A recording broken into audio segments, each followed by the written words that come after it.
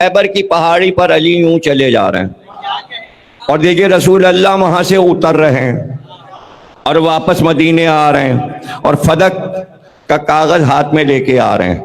Be be کو کاغذ دے دیا, بی بی نے اپنا مختار بھیج دیا. وہاں سیدہ کا مختار کارندہ کام کرنے لگا فدق کی جاگیر پر. وہ ہو گئی تقریر, سرکار نے وفات پائی. عجیب عجیب واقعات ہونے لگے. ایک دن روتا ہوا مختار دروازے پہ آیا اور کہا بی بی مجھے وہاں سے مار کے نکالا گیا ہے فدق سے. میں آپ کی طرف سے وہاں مختار تھا, مجھے مارا گیا ہے اور نکال دیا گیا. بی بی نے سنا کیوں نکالا گیا؟ کہا حکومت نے یہ کہا ہے کہ یہ ہمارا مختار کارندہ یہاں رہے گا, اب سیدہ کا قبضہ اس پر نہیں ہے, یہ ہمارا ہے, یہ حکومت کا حصہ ہے. بی بی نے فضہ کو بلایا, کہا ذرا تو جا تو اور بات کر اور جا کے فقہ سے, کیونکہ حافظ قرآن تھی فضہ, حدیثیں بھی اسے یاد تھی, کہ فقہ سے تو نصاب وراثت پر گفتگو کر. فضہ گئی, اس نے وراثت پہ گفتگو کی کہ وراثت کیا ہے, قرآن میں کس کو کتنی وراثت ملتی ہے, جب کوئی مر جاتا ہے تو بیٹے کو کتنا ملتا ہے, بیٹی کو کیا ملتا ہے, سب اس نے شریعت اور فقہ سے گفتگو کی, ایک تقریر کی اور چلی آئی. کا کوئی جواب دیا اس کا؟ نہیں, کوئی جواب نہیں دیا. کہا ابھی تک اس کا کوئی نمائندہ بھی نہیں آیا, گفتگو تو کر آئی. کہاں ابھی تک تو کوئی جواب نہیں ہے. تو بی بی جب تیار ہوتی تھیں باہر جانے کے لیے تو سب سے پہلے بی بی پیروں میں جراب یعنی موزے پہنتی تھی, اور اس کے بعد برقع اور مخنا, ایک نیچے کا برقع, نیچے کی چادر, اور ایک اس کے اوپر دوہرا برقع اوڑھتی تھی بی بی. جو نیچے کا برقع ہوتا تھا وہ پورے جسم کو کھیل لیتا تھا, اور اوپر کی جو چادر ہوتی تھی وہ اتنی طویل ہوتی تھی کہ زمین پہ خط دیتی تھی, یعنی قدم جو موزے میں ہیں وہ بھی چلتے میں نظر نہیں آتے. آپ نے جرابیں اٹھائیں. یہ شہید باقر الصدر نے اپنی کتاب فدق میں لکھا ہے, میں منظر نگاری ان کے قلم کی کر رہا ہوں. آیت اللہ باقر الصدر شہید کی منظر نگاری آپ کے سامنے بیان کر رہا ہوں, جنہیں عراق میں صدام نے شہید کیا. وہ کہتے ہیں بی بی موزے پہنتی جاتی تھیں اور ایک جملہ کہتی جاتی تھی, اب میں آ رہی ہوں, اب تو جانے. یہ کئی بار بی بی نے کہا اب میں آ رہی ہوں, اب تو جانے, اور یہ کہہ کے موزے پہنے, مخنا پہنا, برقع پہنا. اور ایک بار محلے بنی ہاشم میں یہ شور ہوا کہ سیدہ گھر سے باہر آ رہی. بی بی کا گھر اور اس کا دروازہ جو کھلتا ہے مسجد میں, منبر بالکل اس کے سامنے ہے. بی بی مسجد کا دروازہ کھول کر مسجد میں آتی اور منبر کے سامنے آ جاتی. لیکن بی بی نے راستہ جو اپنایا, باہر کا دروازہ جو کھلتا تھا گلی میں, ادھر سے نکلی اور پورے مدینے کے علاقے اور بازار اور محلے کی گلی اور سڑک کو طے کر کے پھر صدر دروازے سے مسجد نبوی میں داخل ہوں. شور ہوا کہ بی بی باہر جا رہی ہیں. تمام بنی ہاشم کی عورتوں نے برقعے اوڑھے اور بی بی کو اپنے حلقے میں لے لیا. تمام بنی ہاشم کی عورتیں ساتھ ہو گئیں. جب انصار کی عورتوں کو پتہ چلا اور مہاجرین کی عورتوں کو, تو بنی ہاشم کی عورتوں کا ساتھ دینے کے شہزادی باہر جا رہی ہیں, ساری بیویاں جناب سیدہ کے ساتھ ہو گئیں. تو اس کے معنی مجمع بہت زیادہ بی بی کے ساتھ تھا, گویا ایک پورا جلوس تھا جو احتجاجی جلوس میں تبدیل ہو گیا۔ اب میں یہاں پر یہ کہا کرتا ہوں اور یاد رکھیے گا کہ فدق زہرا اپنے لیے مانگنے نہیں گئی تھیں، نہ ان کو چاہیے تھا، نہ انہیں ضرورت تھی۔ انہوں نے جیسی زندگی گزاری تھی وہ زندگی ان کی بہت قیمتی تھی، وہ دولت مند بن کر نہیں رہنا چاہتی تھیں۔ پھر فدق لینے کے لیے، تقریر کرنے کے لیے حاکم وقت کے سامنے کیوں گئیں؟ اس لیے کہ ایک عورت جو پیغمبر کی بیٹی ہے، جس کی وجہ سے وقار نسواں کو بلند کیا گیا، ایک باپ کی بیٹی کا حق چھینا گیا، تو اسلام میں رسم بن جاتی کہ ہر باپ کے مرنے کے بعد اس کی بیٹی کا حق چھین لیا جائے۔ تو اسلام میں وقار نسواں کے حقوق کو بچانے کے لیے سیدہ نے اقوام عالم کو ایک پیغام دیا کہ عورت کا حق چھینا نہ جائے۔ یہ فدق نہیں ہے، نہ یہ جھگڑا ہے، نہ یہ فساد ہے، یہ ایک میسج ہے سیدہ کا اقوام عالم کی عورتوں کے نام۔ اب دوسرا جملہ سنو جو اس سے زیادہ قیمتی ہے کہ اگر انہوں نے مطالبہ کیا تو نہیں ملا، فائدہ کیا ہوا؟ اب سنو اس کا جواب یہ ہے کہ اگر تمہارا حق ہے تو مانگو ضرور، ملے یا نہ ملے۔ نہیں مانگو گے تو لوگ کہیں گے حق تھا ہی نہیں۔ تم سلامت رہو، فدق پڑھنا ہے اس وقت، وہ تمہید تھی۔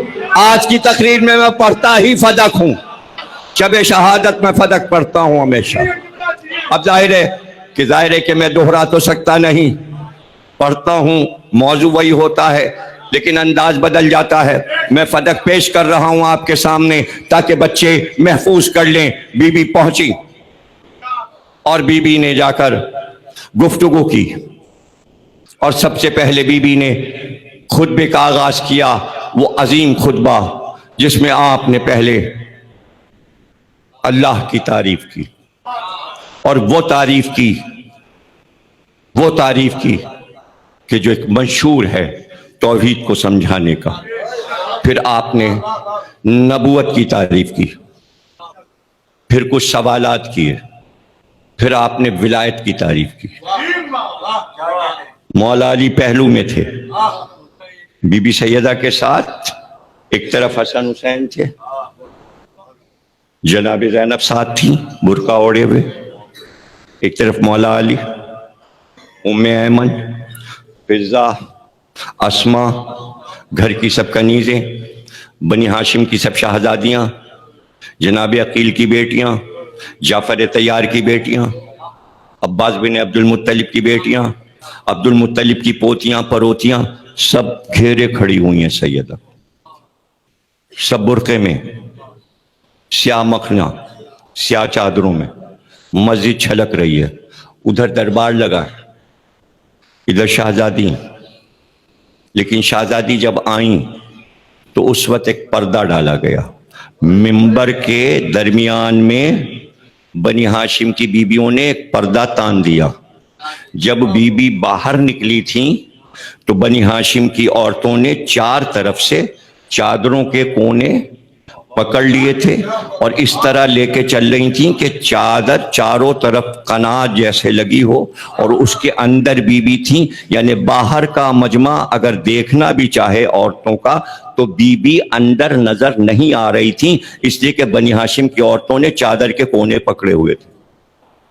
اس پردے کے اہتمام کے ساتھ سیدہ کے باپ کا تھا مدینہ، سیدہ کے باپ کا تھا مدینہ، رسول نے بسایا ہے، ان کے باپ نے مدینہ بسایا ہے۔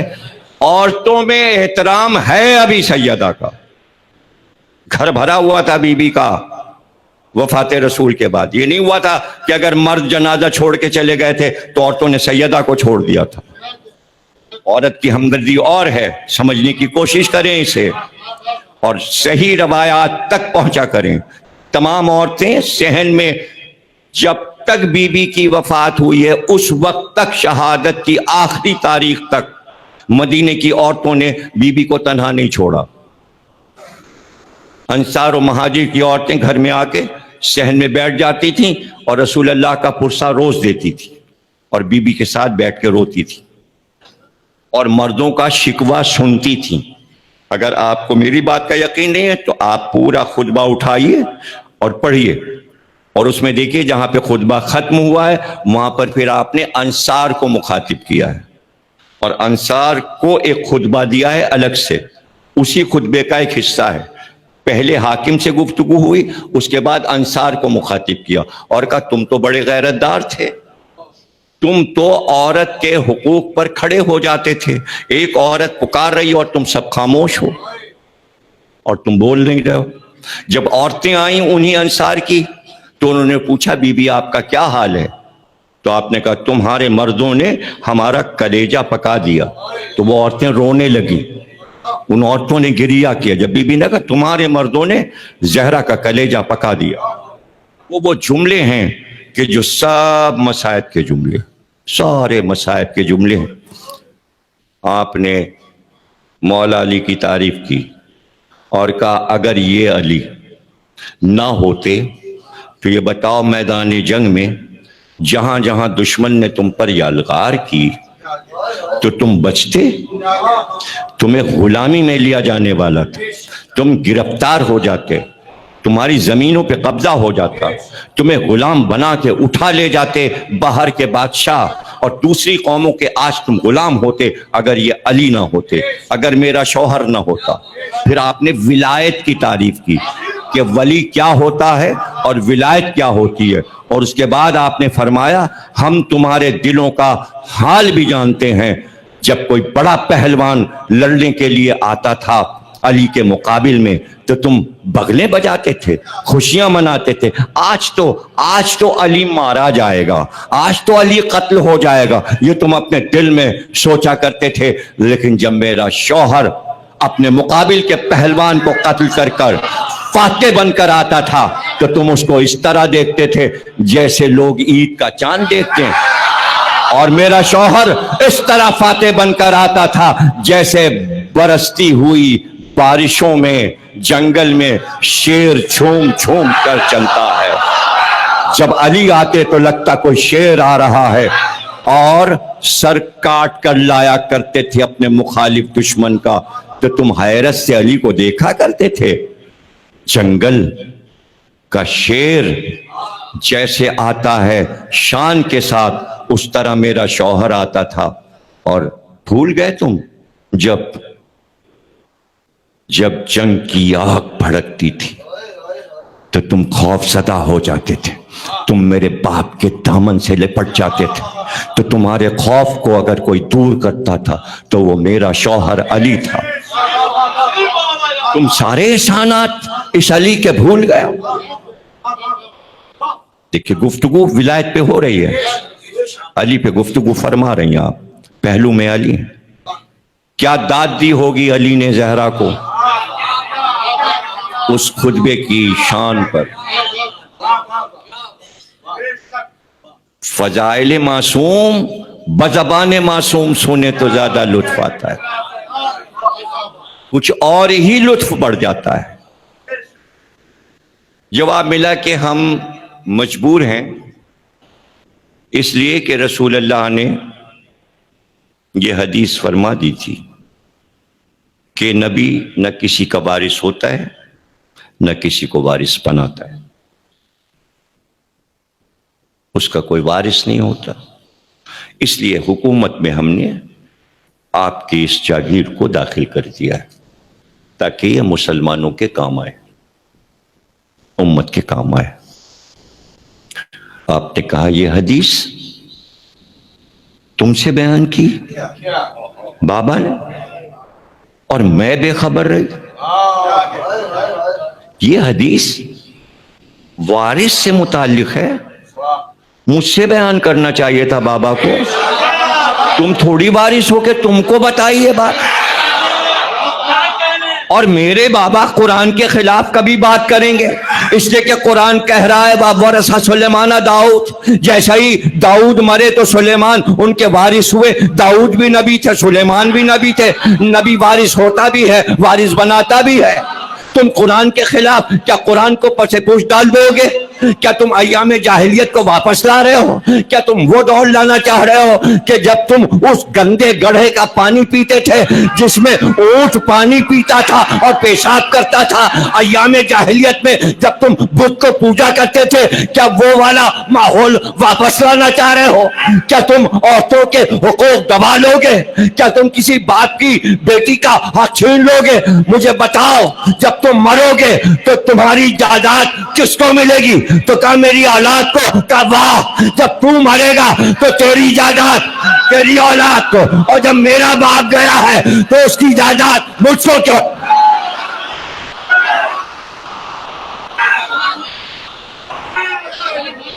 آیتیں پڑھ۔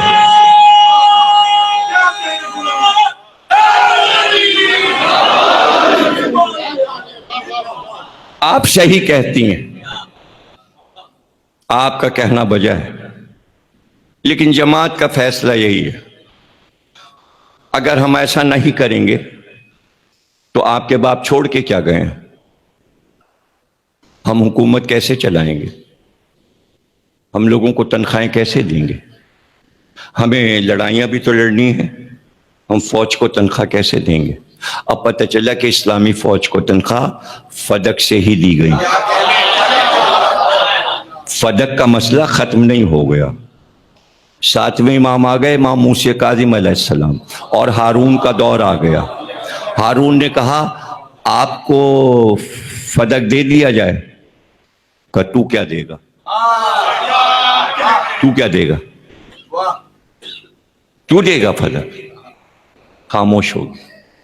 مامون کا دور آیا، اس نے امام رضا علیہ السلام سے کہا ہم فدق آپ کو واپس کرنا چاہتے ہیں، حکومت کا حصہ ہے، آپ نقشہ بنا دیجئے، کتنا ہے فدق کے حدود کیا ہیں؟ امام نے قلم کاغذ منگوایا، نقشہ بنایا، کہا یہ ہے نقشہ۔ فدق ایک سرحد سندھ،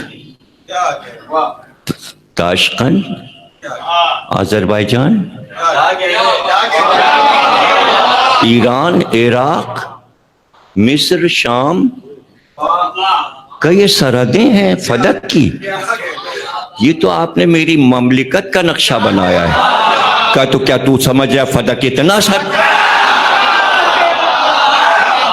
کیا چھوٹا سا باغ سمجھا؟ کہ تو حکومت سے فدق کا کیا تعلق؟ کہ اس وقت کل حکومت فدق پر ہی تو تھی، بڑھتے بڑھتے اب یہاں تک آئی ہے نا۔ جب تک اسلامی نقشہ بڑھتا جائے گا فدق بڑھتا جائے گا۔ اور اس کے بعد ایک جملہ کہا، کیا تو سمجھتا ہے ارے آسمان نے اس زمین پر سایہ ہی نہیں کیا کہ جہاں تک فدق نہ ہو، زیر آسمان جہاں جہاں زمین ہے سب فدق ہے۔ صلوات پڑھیے گا۔